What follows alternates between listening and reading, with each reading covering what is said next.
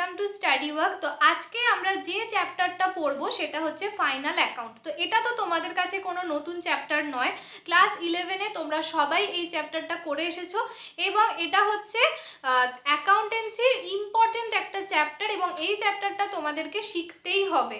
যেরকম জার্নালের পর থেকে লেজার, ট্রায়াল ব্যালেন্স হয়ে তারপরে যখন বছর শেষ হয় তখন কোনো বিজনেস তাদের এই বুকস ক্লোজ করার জন্য ফাইনাল অ্যাকাউন্ট করে থাকে। এখানে তারা কি কি অ্যাকাউন্ট ওপেন করে? Trading and profit and loss account. যদি ম্যানুফ্যাকচারিং কনসার্ন হয় তাহলে তারা একটা ম্যানুফ্যাকচারিং অ্যাকাউন্ট খোলে। এছাড়া যদি শুধুমাত্র ট্রেডিং কনসার্ন হয় তাহলে সেখানে ট্রেডিং অ্যাকাউন্ট ওপেন করা হয় এবং profit and loss account open করা হয়। তো এই চ্যাপ্টারটা ডিটেলে তোমরা ক্লাস 11-এ অলরেডি করে ফেলেছো, আমি আর এটার বেসিক দিকে যাচ্ছি না, ডিরেক্ট আমি অঙ্ক দিয়েই আজকে স্টার্ট করব চ্যাপ্টারটা। এবার আসছি ক্লাস 11-এ তোমরা যেরকম অ্যাডজাস্টমেন্ট পেতে, তোমরা সবাই জানো যে এখানে তোমাদের ট্রায়াল ব্যালেন্স দেওয়া থাকে এবং ট্রায়াল ব্যালেন্সের পরবর্তী ধাপ মানে প্রফিট অ্যান্ড লস অ্যাকাউন্ট এবং তারপরে ব্যালেন্স শিট তোমাদেরকে করতে দেওয়া হয়। তো ক্লাস 11-এ তোমরা যেরকম অ্যাডজাস্টমেন্টগুলো পেতে এখানে তার থেকে স্ট্যান্ডার্ড একটু বেড়ে যাবে, এখানে তোমরা একটু টাফ অ্যাডজাস্টমেন্ট পাবে। তো সমস্ত রকমের অ্যাডজাস্টমেন্টই তোমাকে করে যেতে হবে এক্সামে কমন পাওয়ার জন্য, অথবা এক্সামে যদি কমন নাও পাও তোমাকে কনসেপ্ট এমনভাবেই ক্লিয়ার রাখতে হবে যাতে তুমি ওখানে বসে মাথা থেকে বের করে ফাইনাল অ্যাকাউন্টটা কমপ্লিট করতে পারো। তো আরও একটা কথা, ক্যালকাটা ইউনিভার্সিটির আন্ডারে এই যে ফাইনাল অ্যাকাউন্ট এটাতে 15 মার্কস থাকে এবং এটাই সব থেকে বড় অঙ্ক থাকে এবং সব থেকে বেশি নাম্বার থাকে এই অঙ্কটাতে। তো এটা যদি তোমরা একদম প্রপার কারেক্ট করতে পারো তাহলে 15 আউট অফ 15ই পাওয়া যায়। তো অনেকটা নাম্বার এই ফাইনাল অ্যাকাউন্টস থেকে তোমরা পেয়ে যাবে। তো আজকে আমরা যে অঙ্কটা করব সেটা 2008-এ এসেছিল ক্যালকাটা ইউনিভার্সিটিতে বিকম অনার্সের জন্য। তো অঙ্কটা আমি একবার পড়ে দিচ্ছি, তারপরে সলিউশন আমরা স্টার্ট করব। তো পাশে তোমরা দেখতেই পাচ্ছ অঙ্কটা কি বলেছে দেখো। From the following balance extracted from the books of a trader on 31st December 2007. তো 31st December 2007-এ যে ট্রেডার রয়েছে তাদের বই ক্লোজ হয় এবং সেখান থেকে তোমাকে কিছু ইনফরমেশন বা ব্যালেন্স পাওয়া গেছে। কি কি পাওয়া গেছে এবং তোমাকে কি করতে বলেছে? Prepare a trading and profit and loss account for the year ended on that date and also a balance sheet as on the same date. 31st December 2007-এ তোমাকে একটা trading and profit and loss account এবং balance sheet করতে বলেছে। তোমাকে কি কি information দেওয়া আছে? একটা ট্রায়াল ব্যালেন্স দেওয়া আছে, তোমাকে কিছু ডেবিট ব্যালেন্স আছে এবং তার কিছু ক্রেডিট ব্যালেন্স আছে। কি কি আছে একবার আমরা দেখে নিই। ক্যাশ ইন হ্যান্ড আছে, তারপরে ড্রয়িংস আছে, plant and machinery, stock in trade, purchase আছে, সেলস রিটার্ন আছে, জেনারেল এক্সপেন্স আছে, ওয়েজেস আছে, রেন্ট অ্যান্ড রেটস আছে, ব্যাড ডেট আছে, ডেটার আছে। তো এই সমস্ত ডেবিট ব্যালেন্সের আইটেম রয়েছে এবং তার সাথে কিছু কিছু ক্রেডিট ব্যালেন্সও রয়েছে। কি কি রয়েছে? ক্যাপিটাল অ্যাকাউন্ট রয়েছে যেটা মোস্ট ইম্পর্টেন্ট, এরপরে সেলস রয়েছে, পারচেজ রিটার্ন রয়েছে, যে পারচেজ করেছে তার থেকে কিছুটা রিটার্নও পাঠিয়ে দিয়েছে সেরকম জিনিস রয়েছে, ব্যাংক ওভারড্রাফট রয়েছে মানে ব্যাংকের এখানে ক্রেডিট ব্যালেন্স রয়েছে, ক্রেডিটার রয়েছে আর প্রভিশন ফর ডাউটফুল ডেট রয়েছে। তো এইটা হচ্ছে তোমার ট্রায়াল ব্যালেন্স। এইবার তোমাকে কিছু অ্যাডজাস্টমেন্ট দিয়েছে। অ্যাডজাস্টমেন্ট মানেই হচ্ছে যে সমস্ত ট্রানজ্যাকশনগুলো কনসিডার করা হয়নি বা ভুল করেছে সেগুলোকে রেকটিফাই করা, অথবা যেগুলো কনসিডার করা হয়নি সেগুলোকে নতুনভাবে কনসিডার করা। তো কি কি অ্যাডজাস্টমেন্ট এন্ট্রি এখানে তোমাকে দিয়েছে সেগুলো একবার দেখি। অ্যাডিশনাল ইনফরমেশন প্রথমেই বলেছে provide 10% depreciation on plant and machinery. যে প্ল্যান্ট অ্যান্ড মেশিনারি রয়েছে তার উপর 10% ডেপ্রিসিয়েশন চার্জ করতে বলেছে। Very easy. এরপরে বলেছে provision for doubtful debt is to be increase to 5% of debtor. কোয়েশ্চেনটা যখন পড়ছিলাম তখন লক্ষ্য করবে অলরেডি তোমার বইতে একটা প্রভিশন ফর ডাউটফুল ডেট রয়েছে। তারপরে তোমাকে অ্যাডজাস্টমেন্টে কি বলেছে? Provision for doubtful debt is increase to 5% on debtor. তো এটাকেও আমরা ট্রিটমেন্ট করব। এরপরে কি বলেছে? A credit sale of ₹2000 has not been recorded in the books. একটা ক্রেডিট সেল হয়েছে 2000 টাকার, যেটা বইতে রেকর্ড করা হয়নি, তার মানে তোমাকে রেকর্ড করতে হবে। এরপরে বলেছে plant and machinery worth ₹1000 purchased during the year on September 30, 2007 has been included in purchase, এটা হচ্ছে একটা রেকটিফায়ার এন্ট্রি, যেটা আমি তোমাদের আগের ক্লাসে বলেছিলাম যে একটা প্ল্যান্ট অ্যান্ড মেশিনারি পারচেজ করেছে যেটার দাম 1000 টাকা, সেটা কবে পারচেজ করেছে সেটাও বলা আছে, 30শে সেপ্টেম্বর 2007-এ পারচেজ করেছে, যেটা প্ল্যান্ট অ্যান্ড মেশিনারি অ্যাকাউন্টে না দেখিয়ে সেটাকে পারচেজ অ্যাকাউন্টে বুক করে দিয়েছে। এবার কি দিয়েছে, রেন্ট পেড ইন অ্যাডভান্স, কিছুটা অ্যাডভান্স রেন্ট পে করা হয়েছে। এবার দিয়েছে stock on 31st December 2007 was valued at 17,300 and these don't include the value of the machinery bought 30th September 2007, মানে তোমাকে এখানে বছর শেষে যে ক্লোজিং স্টক, সেই ক্লোজিং স্টকটা বলা রয়েছে 17,300 টাকা, এবং এই যে 17,300 টাকা এটার মধ্যে যে মেশিনারিটা পারচেস করেছিল সেটার ভ্যালু ইনক্লুড নেই। তো এটা ইনক্লুড থাকারও কথা নয়, স্টক মানে হচ্ছে তুমি যে গুডস পারচেস করেছো, আর মেশিনারি তোমার কোনো রকম গুডস নয়, তোমার অ্যাসেট ওটা, তো অ্যাসেট কোনোদিনও স্টক হতে পারে না। তো এক্ষেত্রে ক্লোজিং স্টকের মধ্যে মেশিনারি ইনক্লুড নেই, তার মানে এই জিনিসটা ঠিকই আছে, তোমাকে আর কোনো রকম এটাকে ঠিক করতে হবে না। এরপর কি বলেছে, wages include 200 for installation of plant, এই এন্ট্রিটাও আমি তোমাদের আগে করিয়েছিলাম যে ওয়েজেস পে করা হয়েছে যারা লেবার রয়েছে তাদেরকে, এবং তার সাথে একজন প্ল্যান্ট ইনস্টল করে দিয়েছিল, তার যে ওয়েজেসটা, তার যে মজুরিটা, সেটাও ওয়েজেস অ্যাকাউন্টের থ্রু পাস করা হয়েছে। তো এই জিনিসটা ভুল করা হয়েছে, এটাকে ঠিক করে আমাকে পুরো ট্রেডিং অ্যান্ড পিএল অ্যাকাউন্টটা কমপ্লিট করতে হবে। তো চলো অঙ্কটা আমরা স্টার্ট করি। তো চলো স্টার্ট করি। সবার প্রথমে আমরা কি দিয়ে স্টার্ট করব, to opening stock. Opening stock আমার কত ছিল, 14,600, তো বসিয়ে দিলাম। এগুলো সব ট্রায়াল ব্যালেন্স থেকে পেয়ে যাবে, ট্রায়াল ব্যালেন্সে দেওয়া আছে 14,600, তো ওটাই ওপেনিং স্টক। এবার হচ্ছে আমরা আনি পারচেজ। পারচেজ আমাদের ট্রায়াল ব্যালেন্সে কত ছিল, 1,03,620।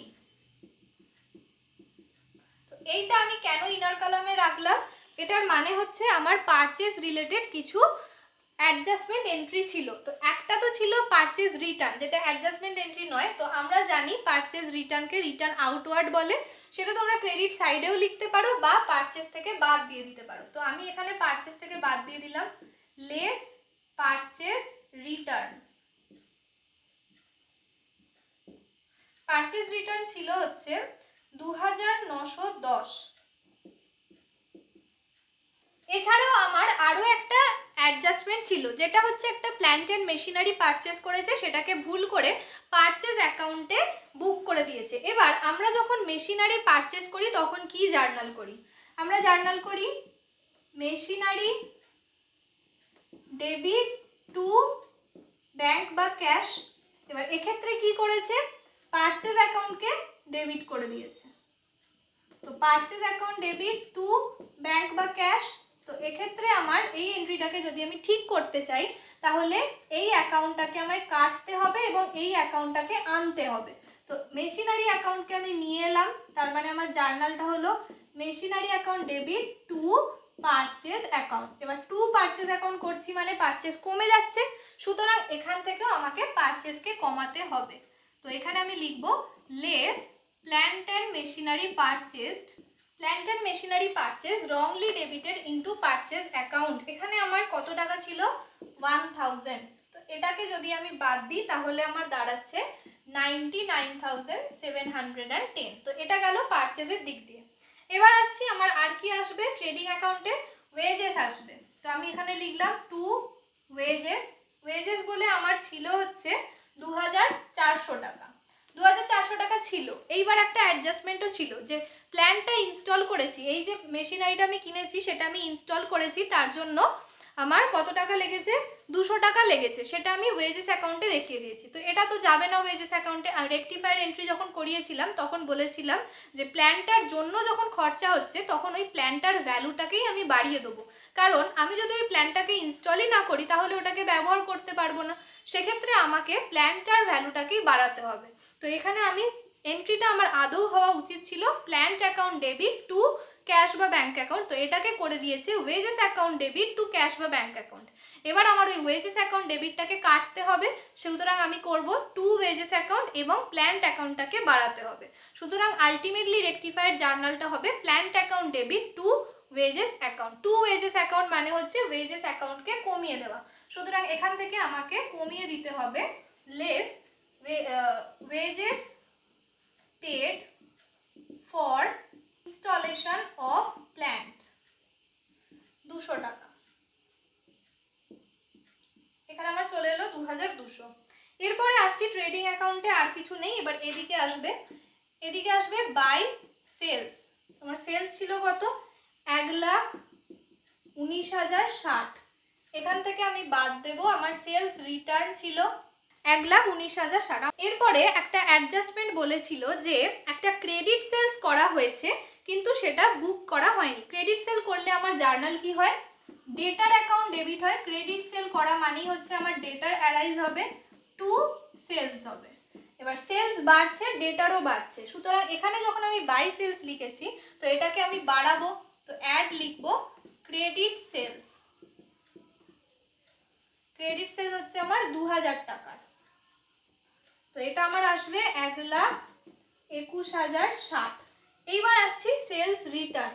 এরপরে হচ্ছে একটা সেলস রিটার্ন হয়েছে, তো সেলস রিটার্ন মানে হচ্ছে আমি যতটা সেল করেছি তার থেকে আমার কাছে ফেরত চলে আসছে, সুতরাং সেটাকে আমরা বাদ দেব বা রিটার্ন আউটওয়ার্ড রিটার্ন ইনওয়ার্ড বলে দেখাবো। তো সেলস রিটার্ন আমার ছিল 2100 টাকা, তো এটা বাদ দিলে আমার আসছে 1,18,960। এবার আর কি আসবে? আর আসবে হচ্ছে ক্লোজিং স্টক। তো আমি এখানে লিখছি by closing stock. Closing stock আমার কত ছিল? এখানে বলাই ছিল 17,300। 17,300ই হবে, কারণ এক্ষেত্রে তো বলাই আছে মেশিনারির ভ্যালুটা ইনক্লুড নয়। যদি ইনক্লুড থাকতো তাহলে আমাকে এটা বাদ দিতে হতো, বাট এখানে মেশিনারির ভ্যালু ইনক্লুড নেই, সেই জন্য আমি আলাদা করে আর বাদ দিলাম না। এবার আমার আর কিছু নেই ট্রেডিং অ্যাকাউন্টে, এবার এটাকে আমায় ব্যালেন্স করে নিতে হবে। তো এদিকে টোটালটা আসছে 1,36,260 এবং ব্যালেন্স আসছে এদিকে 19,750। তো এটাকে আমরা লিখবো টু গ্রস প্রফিট সিডি। তো এটাই আমার পিএল অ্যাকাউন্টে চলে যাবে বাই গ্রস প্রফিট বিডি বলে। এবার আসছি আমরা পিএল এ। পিএল আমাদের স্টার্ট হয় গ্রস প্রফিট দিয়ে, তো আমার ওখানে বেরিয়েছিল টু গ্রস প্রফিট সিডি 19,750, সেটাকে আমি নিয়ে চলে এলাম বাই গ্রস প্রফিট বিডিতে। এবার আসছি প্রফিট অ্যান্ড লস অ্যাকাউন্টে যে সমস্ত আইটেমগুলো রয়েছে। তো সবার প্রথমেই তোমাদের দেখো একটা জেনারেল এক্সপেন্স রয়েছে, তো সমস্ত এক্সপেন্স ডেবিট হয়, তো সেক্ষেত্রে আমি এক্সপেন্সগুলোকে বুক করে দিচ্ছি। তো এক্ষেত্রে কিন্তু এক্সপেন্সগুলো আমি বুক করছি না, এক্সপেন্স যে অ্যাকাউন্টগুলো রয়েছে সেগুলো ক্লোজ করছি। যখন এক্সপেন্স করে কোনো বিজনেস, সেক্ষেত্রে কি জার্নাল করে expense account debit to cash বা ব্যাঙ্ক অ্যাকাউন্ট। এবার এই যে এক্সপেন্স অ্যাকাউন্টে এটা একটা নমিনাল নেচার বা রেভিনিউ নেচারের আইটেম, মানে পার্টিকুলার ওই বছরটার জন্যই। তো সেক্ষেত্রে ওই সমস্ত যে রেভিনিউ নেচার বা নমিনাল নেচার আইটেমগুলো রয়েছে সেগুলো অ্যাকাউন্টিং প্রিন্সিপাল অনুযায়ী বছর শেষে প্রফিট অ্যান্ড লস অ্যাকাউন্টে ক্লোজ করতে হয়। যখন কোনো এক্সপেন্স আমি বুক করেছিলাম তখন এন্ট্রি করেছিলাম expense account debit to cash. এবার যখন আমি এক্সপেন্স অ্যাকাউন্টটাকে ক্লোজ করতে যাচ্ছি তখন কি জার্নাল করব?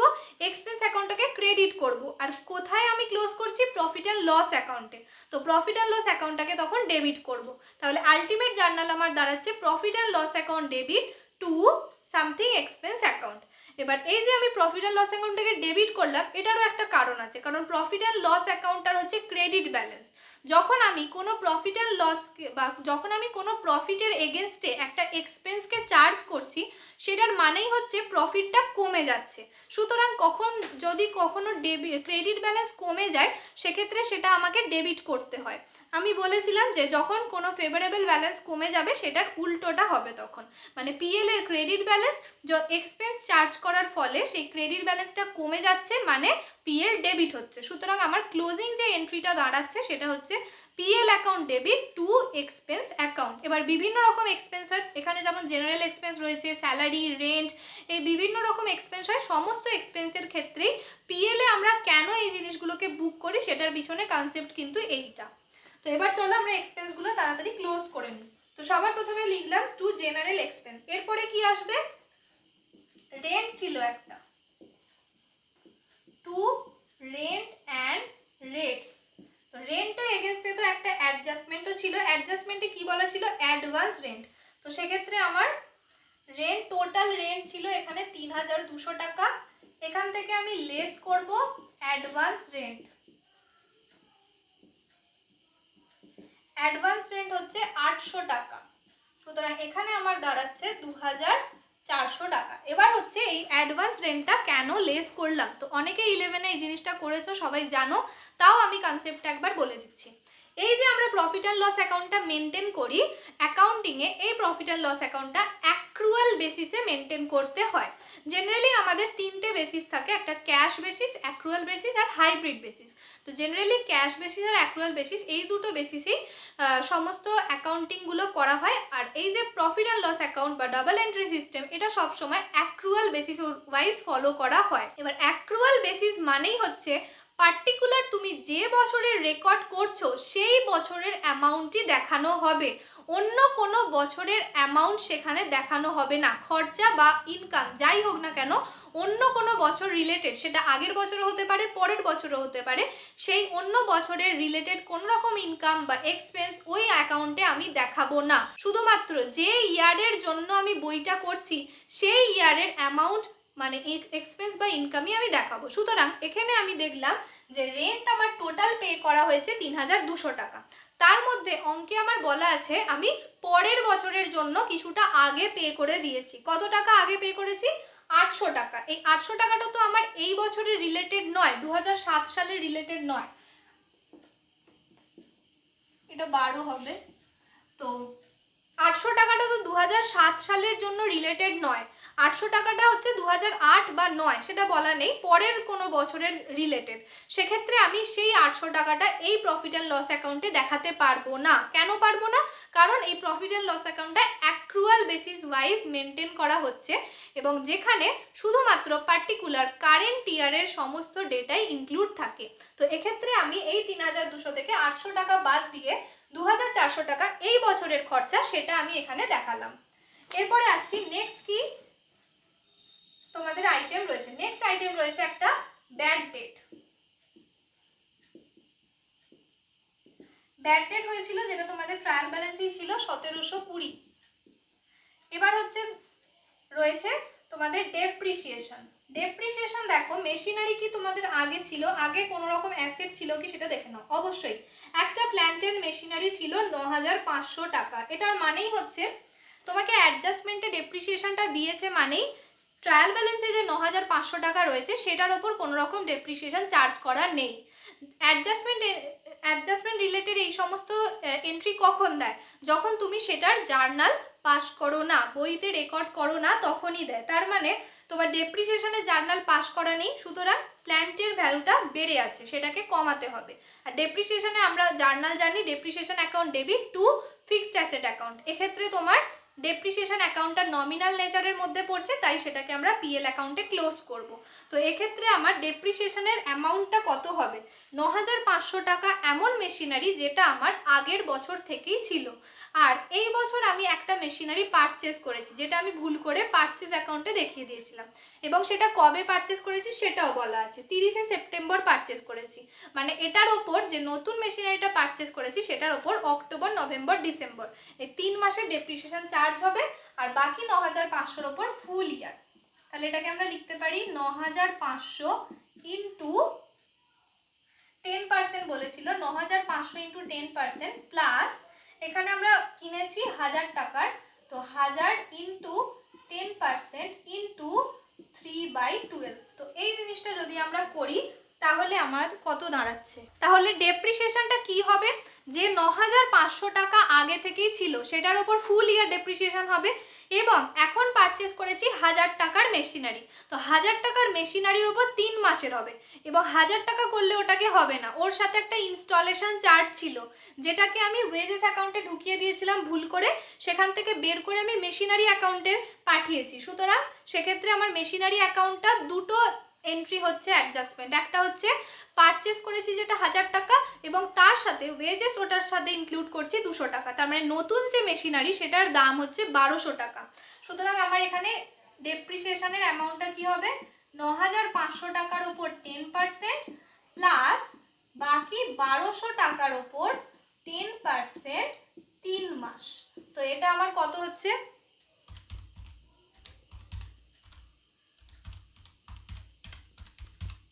তো এটা আমার আসছে 980। এটা তোমরা ক্যালকুলেট করে দেখে নেবে। তো জিনিসটা বোঝাতে পারলাম, এই যে 1000 টাকা, এই 1000 টাকার মেশিনারি আমি সেপ্টেম্বর মাসের লাস্টে কিনেছি, শুধুমাত্র 1000 টাকা দিয়ে কিনিনি, তার সাথে 200 টাকার ইনস্টলেশন চার্জও রয়েছে। তো সেই 200 টাকার ইনস্টলেশন চার্জটাও হচ্ছে আমার মেশিনের ভ্যালু, সুতরাং সেটাকে আমি অ্যাড করে বাড়িয়ে দিলাম ভ্যালুটা। এবার আরেকটা আইটেম বাকি আছে, সেটা হচ্ছে provision for doubtful debt. Provision for doubtful ডেটে জার্নাল কি হয়, কোনো রকম প্রভিশন বা রিজার্ভ করতে গেলে সেক্ষেত্রে জার্নাল হয় প্রফিট অ্যান্ড লস অ্যাকাউন্টকে কেটে তোমার এই প্রভিশনটা তৈরি করতে হয়। ধরো একটা কোম্পানি বা বিজনেস অর্গানাইজেশনের প্রফিট হলো, সেই পুরো প্রফিটটাই তার ওনারদের মধ্যে ডিস্ট্রিবিউট করে দেয় না, কিছু কিছু এমন জিনিস রয়েছে যেগুলোর জন্য আগে থেকে প্রভিশন করে রাখে, বা এমন কিছু জিনিস রয়েছে যেগুলো প্রফিট হওয়ার পর সেখান থেকে রিজার্ভ করে রাখে, রিজার্ভ করার পর বাকি যে পোর্শনটা পড়ে থাকছে সেটা তার ওনারদের মধ্যে ডিস্ট্রিবিউট করে দেয়। এক্ষেত্রে আমরা একটা পার্টিকুলার পারপাসের জন্য প্রভিশন তৈরি করছি। তো আমি যখন আমার প্রফিট কেটে প্রভিশন তৈরি করছি তখন আমি জার্নালটা কি করছি, আমরা জানি প্রফিটের ক্রেডিট ব্যালেন্স, তো সেটাকে যদি আমি সেটার থেকে সরিয়ে আর একটা ফান্ড নতুন তৈরি করছি, তো প্রফিট থেকে সরিয়ে যখন একটা ফান্ড তৈরি করছি তখন সেই প্রফিট অ্যান্ড লস অ্যাকাউন্টটাকে ডেবিট করতে হবে, যেহেতু ওটার ক্রেডিট ব্যালেন্স ওটাকে কমিয়ে তৈরি করছি, সুতরাং profit and loss account debit. To provision for doubtful debt, to provision for doubtful debt কেন করলাম, কারণ এই যে প্রভিশনটা তৈরি করছি এটা ওয়ান কাইন্ড অফ লায়াবিলিটি, একটা নতুন লায়াবিলিটি ক্রিয়েট করছে এবং সমস্ত লায়াবিলিটিরই ক্রেডিট ব্যালেন্স। সেক্ষেত্রে আমার আলটিমেট প্রভিশনের জার্নালটা হলো profit and loss account debit to provision for doubtful debt. এবার কেউ যদি মনে করো আমরা তো প্রফিট অ্যান্ড লস অ্যাকাউন্টের সমস্ত নমিনাল নেচার আইটেমগুলো ক্লোজ করি, প্রভিশন তো একটা লায়াবিলিটি, তাহলে কেন এখানে দেখাচ্ছি, সেটার একটা তোমরাই ভেবে দেখো যে আমি তো একটা নতুন জার্নাল করছি, এটা কিন্তু কোনো রকম ক্লোজিং এন্ট্রি নয়, এটা একটা নতুন জার্নাল করছি, জার্নালটাই হচ্ছে PL account debit to provision for doubtful debt, সুতরাং আমাকে তো জার্নালটা পোস্ট করতে হবে, সেই জন্য আমি এখানে করলাম provision for doubtful debt account. এই অ্যাকাউন্টটা কিন্তু ক্লোজ হয়নি, এই অ্যাকাউন্টটা ক্লোজ হয়নি, এটা আমরা পরবর্তীকালে ব্যালেন্স শিটে শো করাবো। তো এবার এই যে প্রভিশন ফর ডাউটফুল ডেট, এটা তো আমার ডেটারের জন্য করছি, সুতরাং ডেটারের ভ্যালুর ওপরই কনসিডার করতে হবে। তো এখানে ডেটারের ভ্যালু কত ছিল, 30,000 ছিল, কিন্তু 30,000-এর ওপর যদি তোমরা করে দাও তাহলে নাম্বার পাবে না, কারণ তোমার অ্যাডজাস্টমেন্টে একটা বলা ছিল একটা ক্রেডিট সেলস হয়েছে। দেখো ক্রেডিট সেলের জার্নাল আমরা লিখেছি debtor account debit to sales account, একটা ক্রেডিট সেল হয়েছিল 2000 টাকার, সুতরাং তোমাকে ওই যে ডেটারে ট্রায়াল ব্যালেন্সের ডেটার রয়েছে 30,000, এই 30,000-এর সাথে 2000টা অ্যাড করতে হবে, তবেই তোমার যে ফাইনাল ডেটারের ব্যালেন্স সেটা আসবে। সুতরাং 32,000-এর ওপর 5% তোমাকে এখন প্রভিশন রাখতে হবে। অলরেডি তোমার প্রভিশন কত টাকার রাখা আছে, অলরেডি তোমার প্রভিশন আছে 1050 টাকা, সুতরাং এটাকে তুমি বাদ দিয়ে দিলে, এটা তো আর করতে হবে না কারণ এটা তোমার অলরেডি আছে। কত হচ্ছে, তো এখন তোমাকে 550 টাকার নতুন প্রভিশন ক্রিয়েট করতে হবে। তো এই সমস্ত এন্ট্রিগুলোই পিএল এ রয়েছে। তো এবার আমরা পিএল অ্যাকাউন্টটা ক্লোজ করে দেবো। তো পিএল অ্যাকাউন্টটা আমরা ক্লোজ করে নেট প্রফিট পেয়ে গেলাম, নেট প্রফিট আমার বেরোলো 12,100। এবার এইটা আমি লিখলাম যে টু ক্যাপিটাল অ্যাকাউন্ট, যেহেতু এটা ক্যাপিটাল অ্যাকাউন্টেই ট্রান্সফার হবে এবং সাথে নেট প্রফিট ট্রান্সফার। তো এই জিনিসটা তোমরা একবার ভালো করে দেখে নাও। তো এবার আসছি আমাদের প্রফিট অ্যান্ড লস অ্যাকাউন্ট হয়ে গেছে, এবার আমাদের ব্যালেন্স শিট করতে হবে। তো এখানে আমি লিখে নিয়েছি balance sheet as on 31 December 2007। তো সবার প্রথমে লায়াবিলিটিস দিকে আসি। লায়াবিলিটি তোমার প্রথমেই স্টার্ট করতে হয় ক্যাপিটাল দিয়ে। তো ক্যাপিটাল ছিল হচ্ছে তো ক্যাপিটাল অ্যাকাউন্ট বলে আমি হেডিং করে দিলাম এবং তারপরে লিখছি ওপেনিং ক্যাপিটাল। ওপেনিং ক্যাপিটাল ছিল এখানে তোমার 42,500। তার সাথে তুমি যে নেট প্রফিট করেছো সেটাকেও ক্যাপিটাল অ্যাকাউন্ট বলে লিখেছো, তো নেট প্রফিটটাকে অ্যাড করে দেবে। নেট প্রফিট হয়েছিল 12,100, তো এটাকে অ্যাড করলে আমার আসছে 54,600। এবার এখান থেকে আমরা জানি যে ড্রয়িংসটা করা হয়েছে সেই ড্রয়িংসটা বাদ দেব। এই ড্রয়িংসটা ক্যাপিটাল থেকেই করা হয়, সুতরাং সেক্ষেত্রে ড্রয়িংসটা এখান থেকেই বাদ যাবে। তো ড্রয়িংস আমার ছিল 7,100, এটাকে যদি আমি বাদ দিয়ে দিই তাহলে আমার দাঁড়াচ্ছে 47,500। এটা হচ্ছে আমার ক্যাপিটালের ক্লোজিং ব্যালেন্স। এবার ট্রায়াল ব্যালেন্সটা এবার আমরা দেখব যে আর কি কি জিনিস এই লায়াবিলিটি সাইডে আসবে। তো এবার দেখো ব্যাংক ওভারড্রাফট আছে, সুতরাং ব্যাংক ওভারড্রাফটও আমরা জানি এখানে আসবে। তো ব্যাংক ওভারড্রাফট কারেন্ট লায়াবিলিটিস, তো সেক্ষেত্রে আমরা লিখতেই পারি এখানে, তো লিখে দিচ্ছি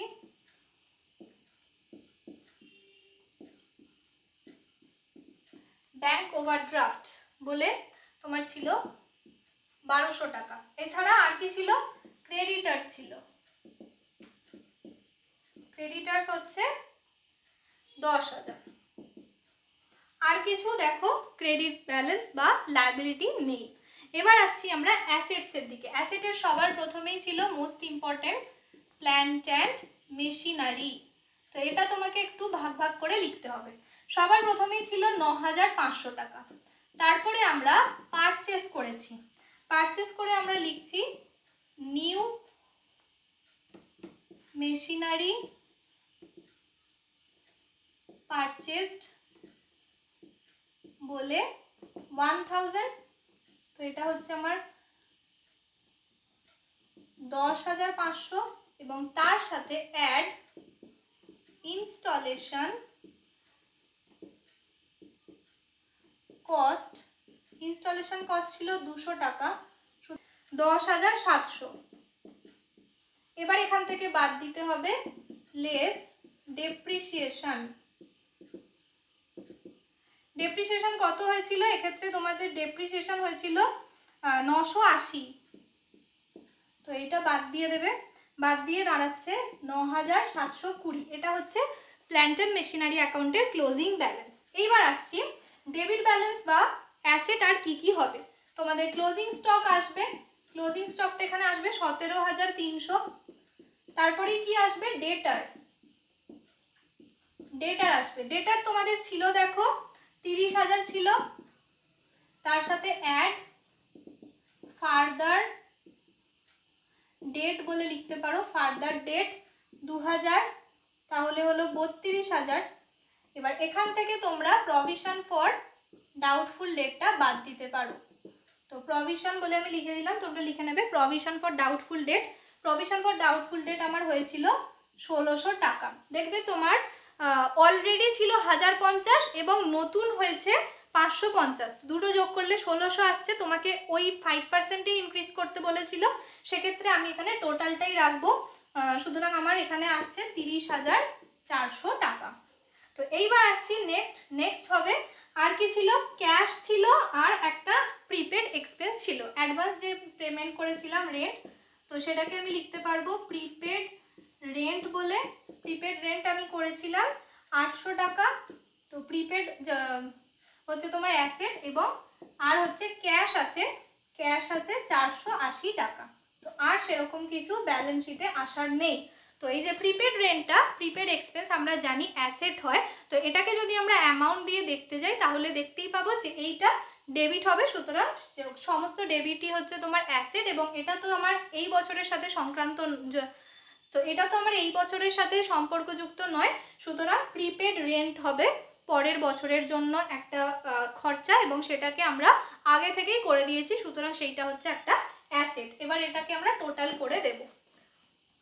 তো টোটাল আসছে আমার 58,700। তো এটা একবার তোমরা ভালোভাবে দেখে নাও। তো আশা করি বুঝতে পেরেছো এই অঙ্কটা। এটা একটা ছোট অঙ্ক ছিল যেটা 2008 সালে এক্সামে এসেছে, এবং এখানে এমন কিছু কিছু পয়েন্ট আছে যেগুলো খুবই ইম্পর্টেন্ট পয়েন্ট, কিছু রেকটিফিকেশন পয়েন্টও ছিল।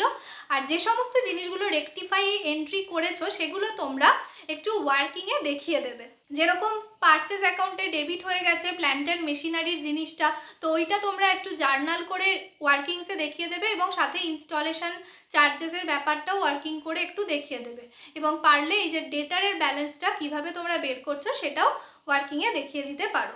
তো এই ভিডিওতে আমি তোমাদের একটা অঙ্কই করিয়ে দেখালাম। আপকামিং যে ভিডিওগুলো আসবে ফাইনাল অ্যাকাউন্ট সংক্রান্ত, সেখানে আরও অন্যান্য অঙ্ক আমি তোমাদের করাবো। তো ভিডিওটা এতটাই রাখছি, ভালো লাগলে একটা লাইক করো আর বন্ধুদের সাথে শেয়ার করো। কোনো রকম ডাউট থাকলে অবশ্যই আমাকে জিজ্ঞাসা করো। চ্যানেলে যদি নতুন হয়ে থাকো অবশ্যই চ্যানেলটাকে সাবস্ক্রাইব করে দিও।